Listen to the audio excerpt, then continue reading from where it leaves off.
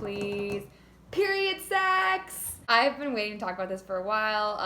I've gotten a lot of questions about the safety of period sex, and that kind of prompted me to make this video. But what's important to talk about first is that reactions to the menstrual blood that comes out during period sex are normal. It's totally normal, because we are conditioned when we are very young to, at the sight of blood, associate that with danger or harm.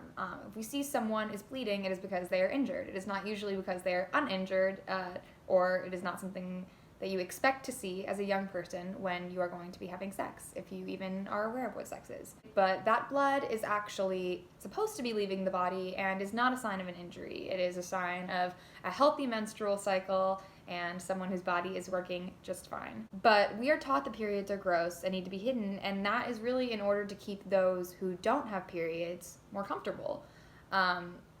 Seeing as we are in 2020, we can evolve beyond that, and people who don't have periods can also learn to become comfortable with the concept that there's a biological process that half of the population experiences and is responsible for any children that you might have later on.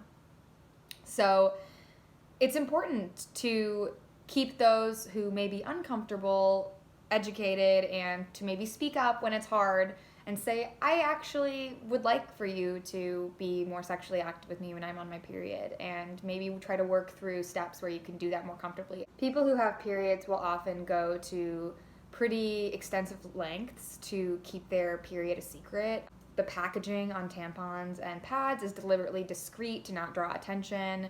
And there's a lot of secrecy and shame that we all as a society have to work through surrounding periods. But the truth is that half our population menstruates and that we evolved to do this, and it is a process that prepares our body in order to produce more human beings, should that be something that we want to do in our future. And actually, during one's menstrual cycle, the hormones that are involved can actually directly affect one's sex drive, their libido, and cause them to want to have more sex, which can be really problematic if your partner is not really interested in having sex with you while you're on your period. And so many partners may be having intercourse with a female partner who could be menstruating and see this blood and automatically freeze up and assume that their partner is injured, or that they should stop having sex or are somehow hurting their partner. So that is totally not true, but it makes a lot of sense why we think that, and it's worth pointing out why we think that. One of the things that a lot of people don't know is that sometimes if a person who menstruates is close to the beginning of their menstrual period, actually having sex can kind of jumpstart that flow a little bit, and so you might notice right after having sex that you start bleeding, and that's totally normal, and that's because when you have sex, you're increasing the circulation of the blood vessels in your pelvis, and those blood vessels are intimately related to the erectile tissue you have that's becoming erect during sex, and it's also related to your uterus and your uterine lining, and those blood vessels are all connected. So during sex, when you bring blood to the pelvis for exciting those tissues, you're also bringing blood to the uterus and kind of starting that flow and the contractions to start expelling that menstrual discharge. So it's actually really cool that having sex can kind of start your period, but that can also freak partners out a lot who aren't used to seeing blood coming out of their genitals. It can be kind of shocking to see for the first time, but if you act normal and don't feel embarrassed and just try to act as calm as possible as a partner, that can be really, really supportive to the person that is menstruating, because it can be really, really embarrassing. We've been conditioned our whole lives to be terrified of people seeing red through our pants, say that we weren't prepared and didn't know our period is coming. A girl's worst nightmare growing up is someone seeing that they have their period and pointing it out and making fun of them. That's nightmare fuel.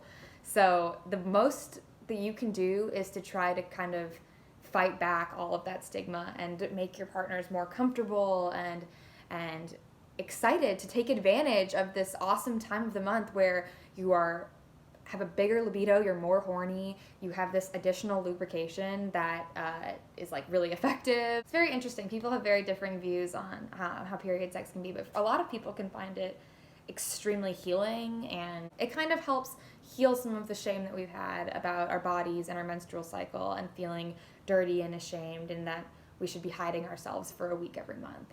Sex can really heal some of those negative emotions. Having sex has been proven to reduce pain in various forms, and so actually having sex can help you treat your menstrual cramps and manage them. Another perk of having sex during one's menstrual period is that menstrual blood is actually a very effective lubricant, which a lot of people don't realize. And so if you are someone that likes to use lube, or you have never really experimented with lubricant, it's actually a very effective natural lubricant, and there are many people who are sexually active who kind of capitalize on this and get excited to have sex during their period for that reason specifically. A lot of people say that it can actually feel a lot better for both partners because of that additional lubrication. So that can be a lot for some people to overlook and to kind of get past the idea that like it's blood. But if you try to reframe it as it's menstrual discharge that contains blood and a lot of other things, it might be one step closer to getting to a place where you might be able to have fun sex during a menstrual period. So one of the main concerns of people writing in is about the mess and how to kind of manage the mess produced from period sex if you're going to take it on yourself. A mess does happen, and that is definitely something to be aware of and prepared for. But it's really not that hard to kind of figure out ways around. So you can lay towel down on your bed. I don't know. We all got those in our bathrooms. You can lay a towel down before you have sex and then throw the towel in the laundry, and blood stains don't have to be permanent, and you can just throw your sheets in the wash and then you're good to go. Another thing you can do is keep a moist towel near your bed when you're on your period, and should there maybe be like a little speck of blood or something on your partner or on you, you can just reach over, grab it, wipe it off, good to go. You can right after having sex, immediately jump in the shower and kind of rinse everything off your body. A lot of the menstrual blood that might kind of create the mess doesn't really usually get on the bed or anything. It can often just kind of be on our bodies, and a lot of people don't really want to look at that. And so what you can do is you can go shower right after sex, throw your towel or sheets in the wash, and then just call it a done day. Another thing that you can do is actually have sex in the shower. A lot of people really enjoy that, especially when someone's on their period. It's very, very clean. You don't have to worry about any cleanup. You don't have to worry about seeing things that might make you uncomfortable. It'll all just get washed away. But I do think it is really good practice to try to overcome some of those internalized shameful thoughts about menstruation and about your partner's menstruation, and to more embrace the concept of menstruation. What happens to women's bodies during their menstrual period is miraculous. And if a woman feels confident and trusts their partner enough to want to kind of allow them into this very private aspect of their life, that should mostly be taken as a sign of massive, massive trust. Instead of worrying about how gross the blood is or may affect your sexual performance, it's interesting to maybe reframe that thought as it is truly a special thing when someone feels they can make themselves vulnerable during such a traditionally private time in women's lives. For a very long time, until very recently, women didn't talk about their periods, and it was a really big secret. So any woman that is feeling confident enough to even have discussions around period sex is really applaudable. It could really, really be spun as like a true honor that someone trusts you enough to want to kind of open up to you in this way. If the idea of period sex makes you completely devoid of sexual desire and nothing about it makes you think that you would be able to sexually perform, that's okay. And it's understandable considering all of the messaging that we've got about periods and how gross they are and what it means to be on your period and being that somehow being related to being weak or inferior like a woman.